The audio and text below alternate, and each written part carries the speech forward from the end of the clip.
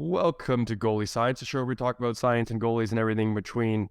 Presented by Resilient Hockey, your premier hockey rehabilitation experts online. I'm Ben Cerdic, and I'm here with Jamie Phillips. Hello, everybody. One thing is, if you want to reach out to us at Resilient, please email the website. That's where we are most available. But thank you to everyone who does email, and we try to get to those as soon as possible. But Ben, carrying on from last week's pod, when we were talking about is the AHL good or bad for goalies, we've had a few more debuts in the NHL, as well as the bottom feeder teams are now playing their American League guys. Yep. And what do we see? Alex Lyon, good in Florida. That's been a fun surprise, a good little run for him. He's someone who's been on an NHL roster for 6 seasons, which 6 seasons, 38 games. This guy's an absolute warrior for grinding it out in the AHL. He's had good AHL numbers. More importantly, differently, Dustin Wolf played a game. Jamie, how do you do? He did pretty well. I know you didn't watch it, but I did. I thought he looked solid. The first goal he gave up, probably that when I see that, it's one of those ones where when guys are just so flexible, they always default to their flexibility when they didn't need to. But I thought he looked solid. And the thing is like we talked about last week, is when guys are good in the American League or really good in the East Coast League, they are NHL caliber goalies. It just all depends on the situation in front of them. And, if Calgary had made the playoffs or was still in a position to fight for the playoffs with 3 or 4 games left or whatever, he never would have got a game. Yep. And so that's what we have to realize. It's just like I said last pod, and I tell a lot of the goalies that go to sign in free agency, sign with the worst possible team you can, because that gives you the best opportunity to play. Like Alex Lyon right now, if Florida's in the playoffs, but if Sergei Bobrovsky wasn't so-so, and if Spencer Knight wasn't going through some mental health stuff, he wouldn't be playing. And so does that mean Alex Lyon has somehow got better over the last X amount of games? No. If you look at his NHL numbers, he's been pretty consistent in the NHL, which means he's always been an NHL caliber goalie.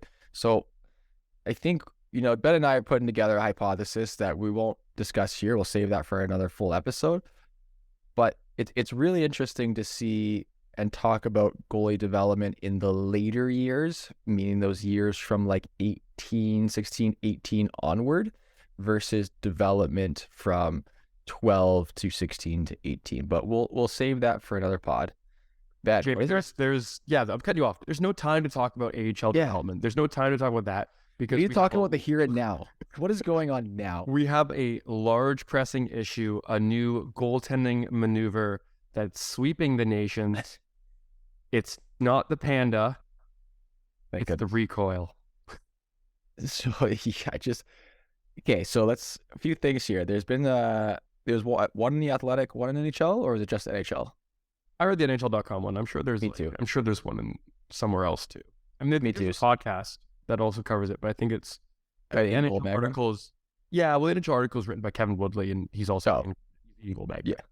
So I've actually answered this question probably 7 times in Instagram, where people have sent it to me, and it's always what's your thought on the recoil technique? So to begin, if you've never heard of the recoil technique, essentially what it means is to have a little bit of backwards momentum as they define it in the article, basically at all times. I think I think it's on shot loading. I think what people are aiming to try and say is you initiate a slight backwards momentum, which if anyone who's played goalie and can skate, if you just lean forward on your toes a little bit properly, you can just kind of back up a little bit, or drop your butt slightly in your stance. Yeah, you go back. The ice is slippery. Yeah. So essentially, you have a little bit of backwards momentum. Now, the thing is the first thing is, this is not new. Can I tell a story quick? Yes. When I was in U16, that would be 2009, 2010 for those keeping track at home. My goalie coach, not Derek Bugin, my team's goalie coach, was like, you got to start getting a little momentum backwards on the shot. And I was like, okay, you say so. I then proceed to give up 6 goals in the next game that I tried it.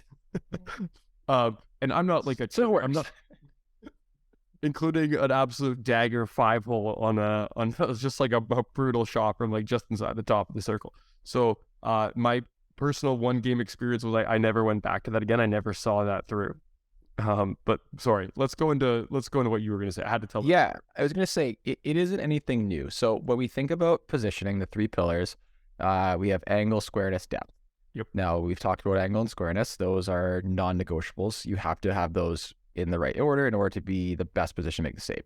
Now depth is one of the variables you can play around with. Some goalies will tend to be more aggressive. Some will tend to be a little more deep. There's pros and cons to both of those, and we've talked about that in previous episodes. Now, your depth is dictated by the play around you. And that's what I think that a lot of people that, I guess like a lot of younger goalies or those that don't understand positioning or try to like, I don't know, I want to say oversimplify it or maybe sometimes overcomplicate it, don't understand is that the goalie, the goalie, are not in charge of your depth. You don't dictate your depth. The play in front of you tells you how deep or how aggressive you need to be in order to cover most of the options. So, for example, if you have a stationary shot at the top of the circle, you're going to want to be somewhere around the top of the crease. And to be honest, you're going to want to be completely stationary because as you back in, you start to expose more net.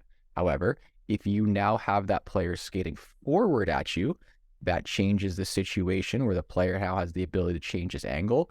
Having some backwards momentum can be beneficial. Now, if you have a player backdoor and you have a pass option, then yes, you have to be slightly deeper with some backwards momentum so you can get across that pass option, but you can't get too deep so that you're exposing too much net.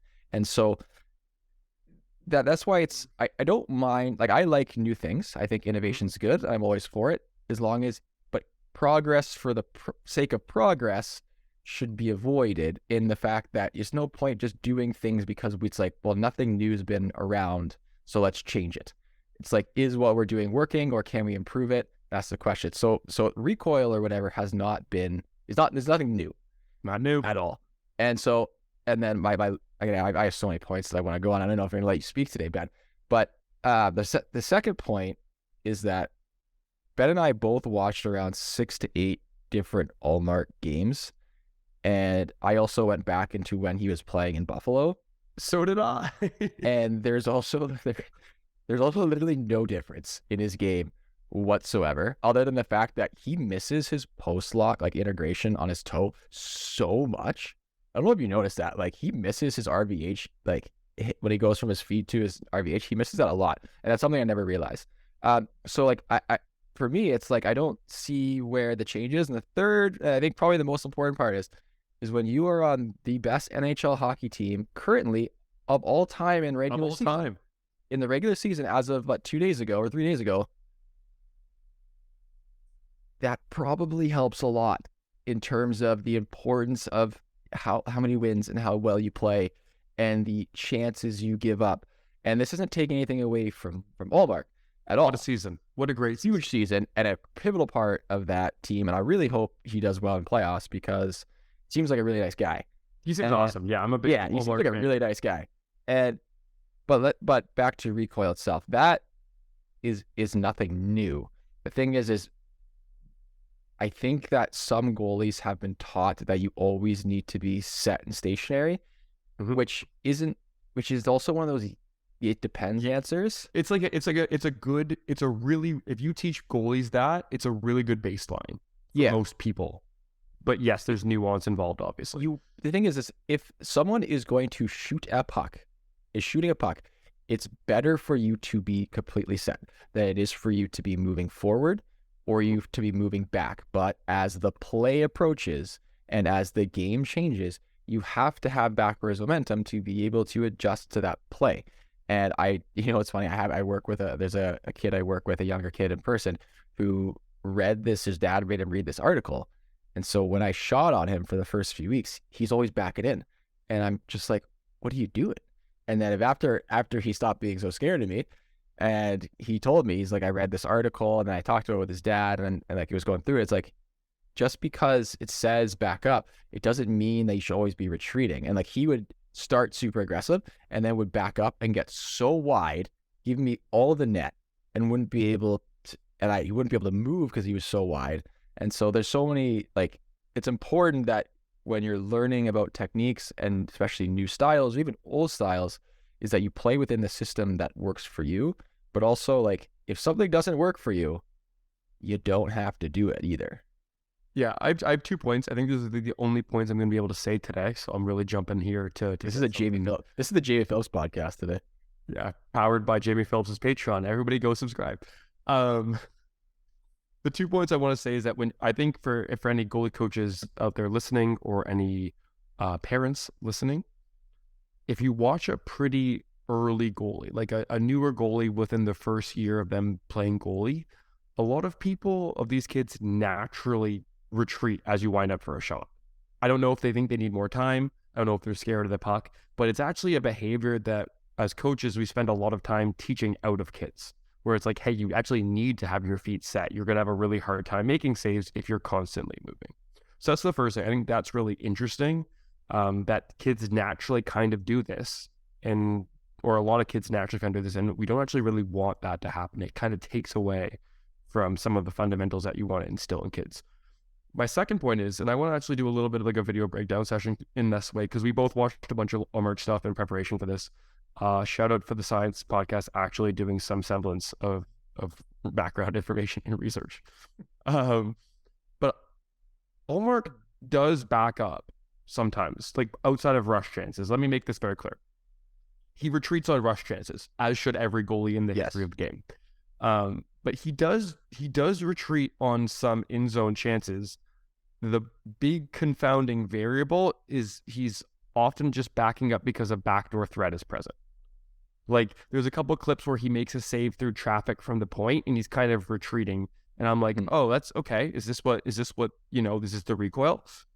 And then I'm like, well, no, he probably just couldn't really see. And there's also a guy backdoor. So he's just adjusting his depth. I saw that too. And there was times where I was like, I'm assuming you and I just both watched Instat clips.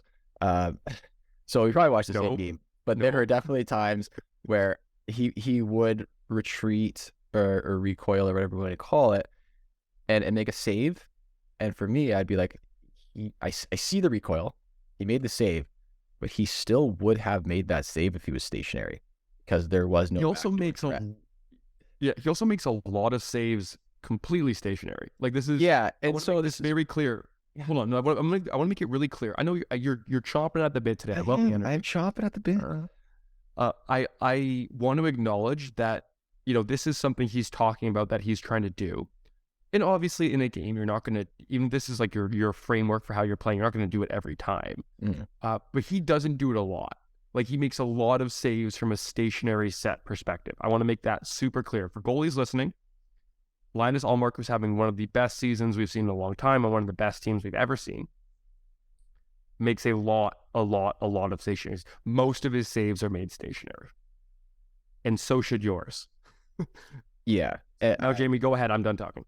I don't even know what I was going to say. I was going to get into like, all right, so if you are going to, you're someone who's like, hey, you know what? I want to try this. Okay. There's a few things to remember when we talk about backwards momentum. When we're talking about recoil backwards momentum, I guess I can only speak for myself. In my definition, we are not C-cutting our feet back. Correct. The more we C-cut, the less control we have. You'll see that a C-cut's okay to get momentum very quickly, but it often requires you becoming unsquare temporarily, and that means you can get beat on quick shots, and then it's hard to regain that square. So it's more about maintaining your stance and then retreating backwards without your skates cutting. And then alongside that is one of the common things that, I think like 8 years ago-ish when Carey Price, it was big when Carey Price narrowed up his stance. So essentially and I've talked about this on Instagram before with the UC Soros, and that's something you found, where most goalies, when they get too wide, you get completely locked in because you don't have enough blade on the ice to move. And then 2, your muscles are basically your body's in such a bad position, it can't move. And so you'll see one way to get backwards momentum is to get very wide. Mhm. And you'll see a lot of goalies, especially on breakaways, get too wide in a way to get that momentum. And then they get locked and they can't push laterally. So when you work on backwards momentum, and then what I'll do is I'll make a video and put it on Instagram to accompany this podcast, showing how that backwards momentum is controlled by your hips, your chest, and your butt, which kind of are all connected regardless. So Yeah, it's all just like body weight distribution. yeah, and it's really important. So like having a little bit of recoil and backwards momentum, you should, because you need to be able to adjust depending on the play in front of you, but you can't have backwards momentum while sacrificing positioning or your ability to move. Yeah, I think that's a really nice summary.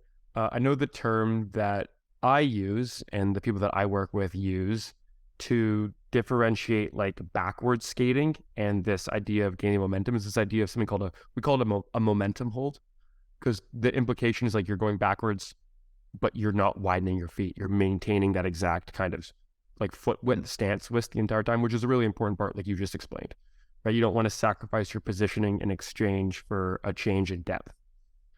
So practicing, and I think a video of this making it clear would be probably pretty helpful for people, but practicing being able to retreat while not widening your feet and while maintaining like an even distribution of weight on both feet and staying in your stance and keeping your weight forward, a little bit harder than people sometimes think. So definitely a good thing to practice. And I know we do that regularly with our goalies, whether they appreciate all the time spent doing it and why we do it. And they remember when we tell them why we do it, but kids be kids. So Is the it one just thing because it's new? Is it no one's ever talked about it or like actively tried to have that in their game? Is that why it's so? I think no, I think the reason this has become popular is for a few reasons. One, Linus Allmark's counting stats, like his public and actually honestly his like advanced analytics are really good too. So, but like his public stats, the ones that people care about and the ones that sees, like wins, goals against average, and save percentage is off the charts, right? Like he's heads and tails away the best standard statistical goalie in the league. If you look at private models, he's also the best private goalie in the league. I think a part of that is just like you make a lot of saves on lower overall level chances, or those models they're good, but they still don't pick up nuance. And I think they're like not always goalie minded. Like I think if you were to have like I think you're going to add stuff to like those models that determine how difficult a shot is. Like for you and I would probably care about, okay, how many options were available on the shot? Was it a, flash screen, standard screen, like some things that are taken into account, but some things that aren't. But I think, people are just really fascinated with this Bruins team. It's this incredible story. And so there has to be a reason. Like Linus Allmark's been a big part of that. So I think people are fascinated by a story. And this is one that they've given. If people should go read the article by Kevin Woodley on NHL.com. I really like Kevin Woodley. Me too. I agree with most of the stuff he says. I sometimes disagree with him, but I think that's like healthy. You should always you don't want to blindly agree with everyone, no matter if you're like 90% or 80% in agreement with that. I don't even agree with myself all the time. Yeah, well, it's because we don't know anything. But one thing I wanted to bring up from the article, and this is the one that threw me for a loop, Jamie, and I want to bring it up to you because you and I are both Henrik Lundqvist huge fans. We love the Lundqvist style of goaltending. The just pivot in your crease and don't ever leave it. The one thing that I found really interesting from the article talking about Recoil is that Kevin Woodley brings up that the concepts behind this Recoil was influenced by Lundqvist, but then also goes on to say that like Lundqvist didn't do this. And I think the messaging here is just like, yeah, if you're a big goalie with good reaction time and you're a good puck tracker, playing deeper lets you see the puck longer and shorter distance to backdoor plays. Like this is something that you and I spent a lot of time talking about, is that like depth management is like a skill, and like it is the skill of reading a play is depth management, or one of the big components of it is, right? Like if we were to break down that, and we talked about it in the earlier podcast too, but like I love this in this article where it's like, yeah, inspired by Lundqvist, and it's like, oh, okay, so Allmark's just playing deeper, and he plays like not Lundqvist deep when you watch his clips. Like he's in top of the crease a lot of the time. He doesn't play any deeper than anyone else. No, like I said, he's not making saves deeper than anyone else. In fact, I'd argue that he's more aggressive than a lot of other goalies in the league. Like I think he's significantly more aggressive than Sorokin, more aggressive than Hellebuck, who are, his comparables in that like elite category of goaltending. Like I think he actually plays comparatively to like where Shesterkin plays, and Shesterkin's a lot shorter than him. Mm-hmm. So now Shesterkin is probably a better skater than him, but better skater. Yeah.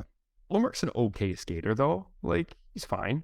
Yeah, but he doesn't need to be that much better than he is. That's the thing. No, he's good at all the other intangibles, so he doesn't need to be a world-class skater. Yeah, and you had a good post about that.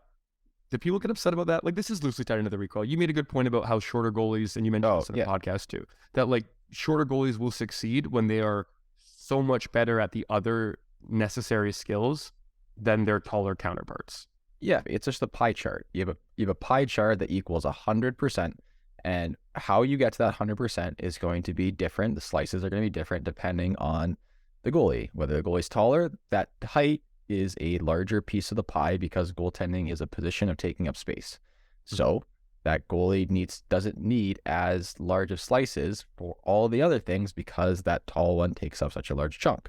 When you're small, you only have maybe 15% of your pie is from height, so you have to get the other 85 from other things versus someone who has 20% of their pie or 25% of their pie from height. And I hope that made sense to a lot of people.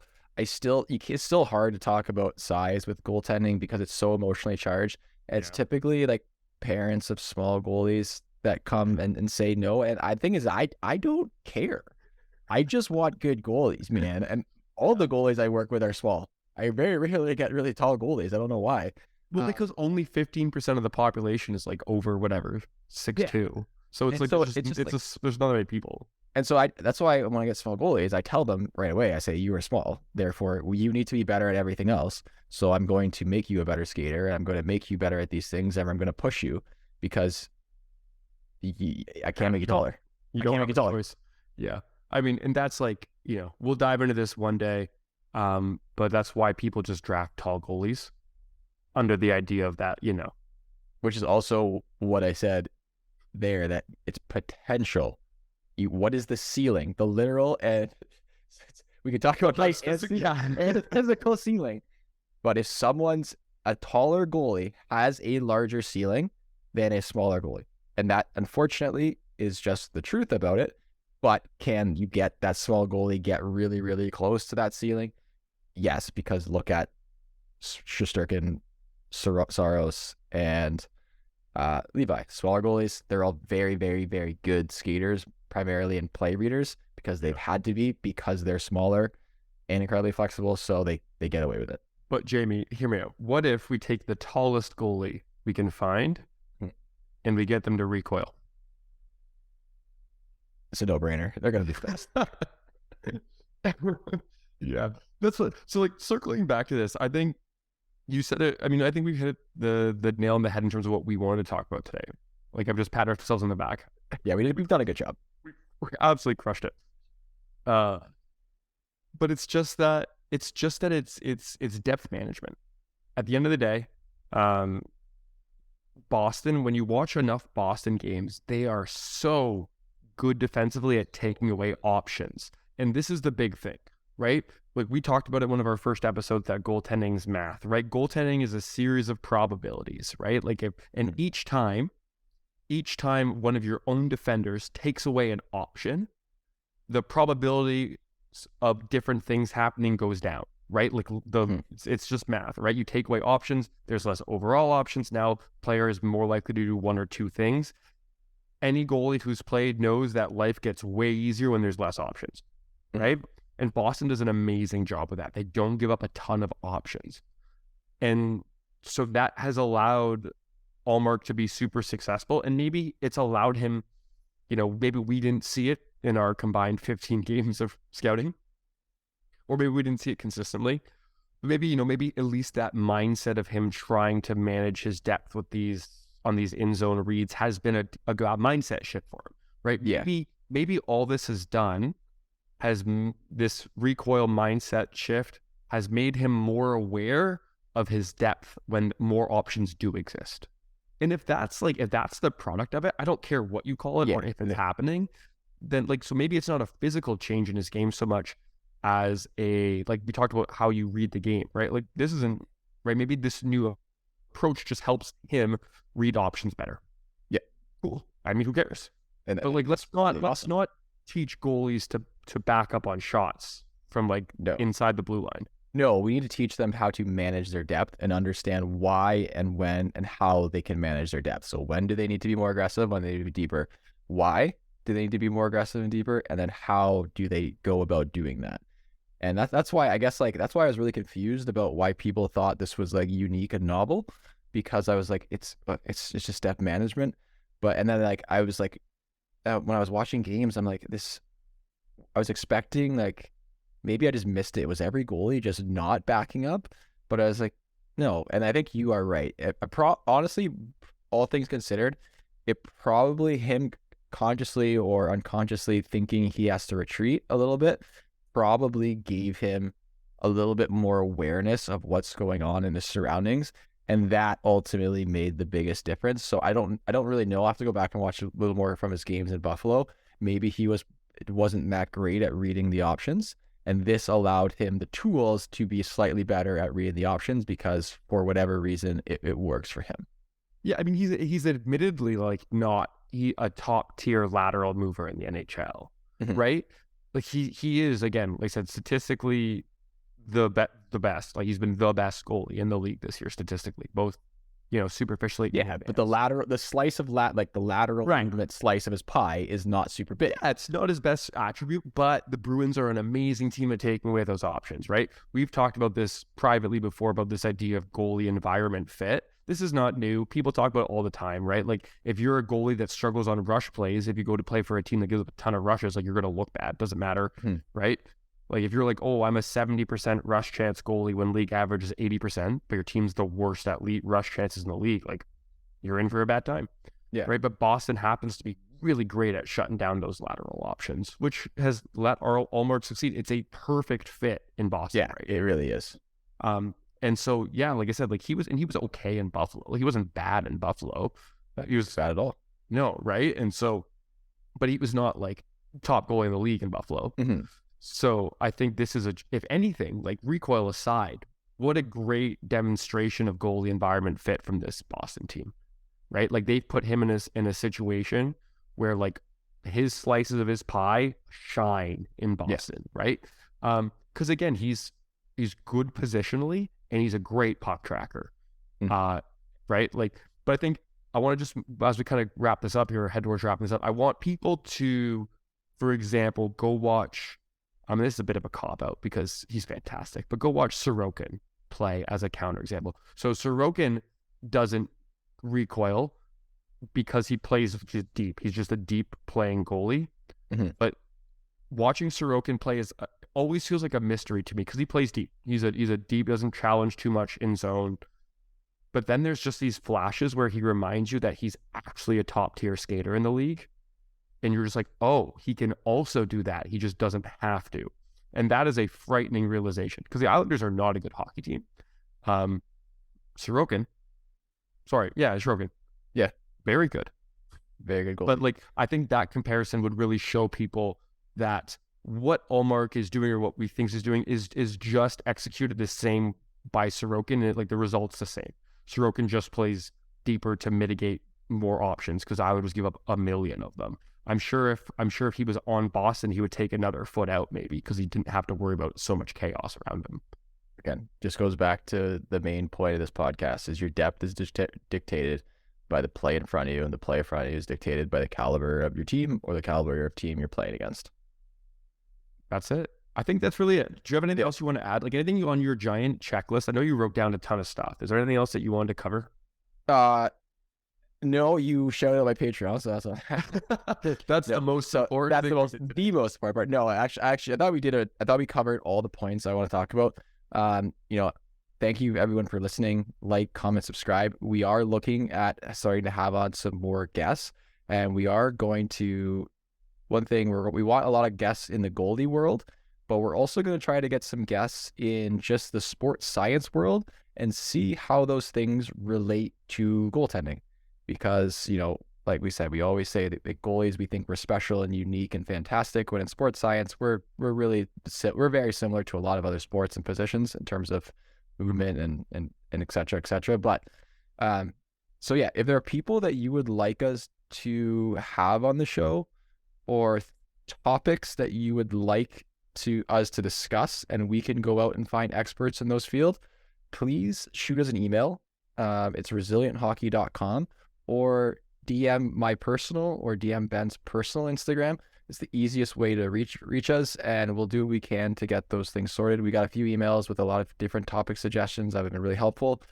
This topic was one of them.